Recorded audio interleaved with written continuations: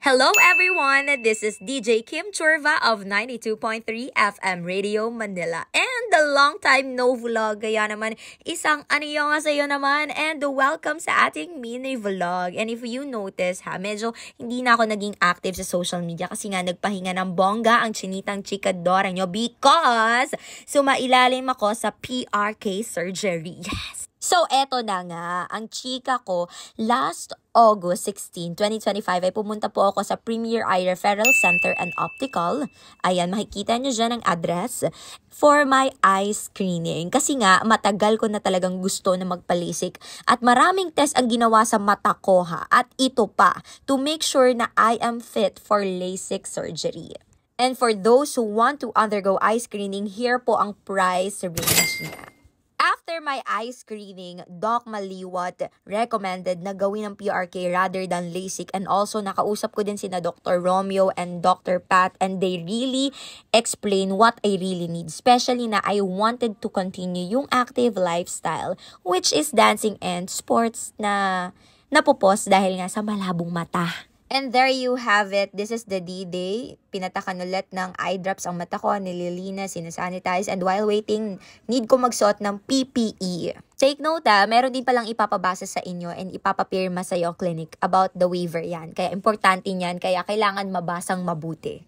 Then they will proceed na sa pag-ready ng eyes mo. Ayan, magpapatak sila ng mga eye drops. Huwag kayong mag-alala kasi sasabihin naman nila kung ano at para saan yon. And syempre, dapat hindi rin kayo mahiyang magtanong if naguguluhan kayo.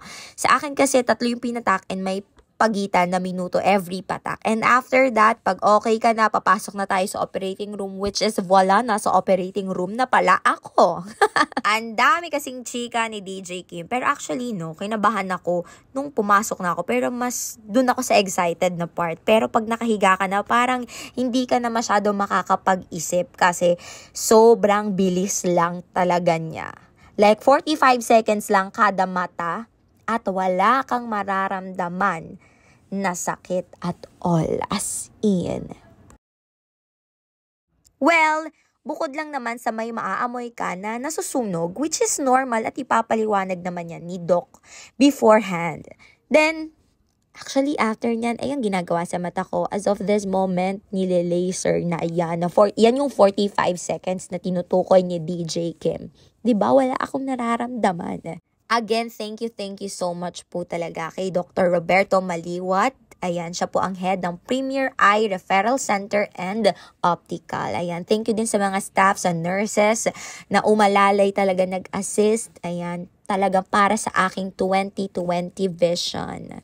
Okay, so explain ko lang ng very short, no? Yung PRK surgery kasi, sa unang part, of course, is tatanggalin yung epithelium mo sa cornea. Yun yung thickest part ng cornea mo before ile-laser yung eyes. Yung laser po, yun yung magko-correct ng inyo pong vision. Then after that po, may ginawa pa po si Doc sa aking mata. Since ibang process siya compared sa LASIK talaga na alam natin, ito po ay nilagyan ng contact lens. And then, nung Saturday po, tinanggal naman na ni Doc after 1 week. Okay na. Pero again, you have to do follow-up checkup. And sundin mo lang talaga yung mga instruction. Then, tada! I'm so done! Pero syempre, di pa agad malinaw yan. Better lang dun sa eyesight ko before. Pero yung sakit, wala talaga.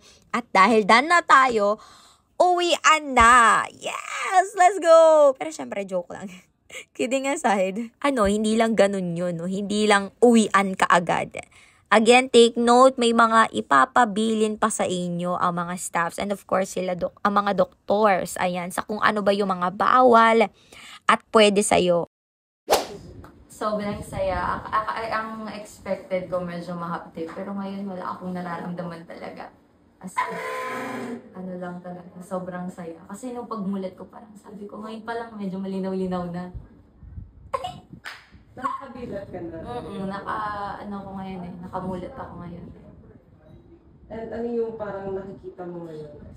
Malabo ba? Or medyo blur? Pa siya. Medyo blurred pa lang siya. Pero malinaw na. Nakikita ko na ang liwanag. Ito na yung quote natin na malayo na pero malayo pa. Ay! Thank you so much for kay Doc Maliwa at sa lahat po. Ang dami nila doon. See you tomorrow for this. Oo nga pala, see you tomorrow. Ayan, mabalik na nga tayo. Again, tandaan nyo, i-explain po ng mga nurses and si Dr. Maliwa, in-explain niya po ulit sa akin kung ano yung mga bawal at pwede sa akin. At tandaan, intindihin mabuti yan guys kasi syempre dyan nakasalalay ang inyong healing process. Ayan. Again, thank you so much po sa PERC, Premier Eye Referral Center and Optical, kila Miss Dani, ayan sa mga doctors po, kila Sir Migs Bustos, ayan sa pagrekomenda sa akin. I'm chilling like a villain. Ganito yung tsura ng mga action star ng 90s. What?